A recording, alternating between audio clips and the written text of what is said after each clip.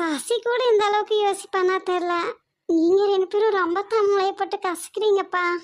சசி அவன் மூளை பயங்கரமா வேலை செய்யும். எந்த விஷயத்துல தெரியுமா? பிசினஸ்ல. இல்லைன்னா இந்த அளவுக்கு அவன் கோடீஸ்வரனா வந்திருக்க முடியாது.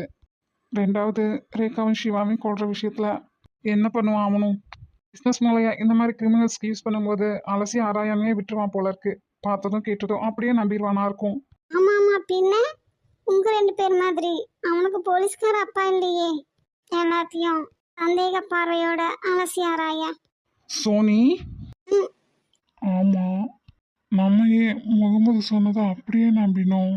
போட்டோஸ்ல ரேவதி பூமாரி 2 பேத்தையும் கரெக்டா காமிச்சாரு. இவங்கள பார்த்தா அவனே ரூம்குள்ள போனவரை பார்க்கல. எப்படி ஒரே சமயத்துல இவங்கள பார்த்து அவனை பார்க்காம இருக்க முடியும்?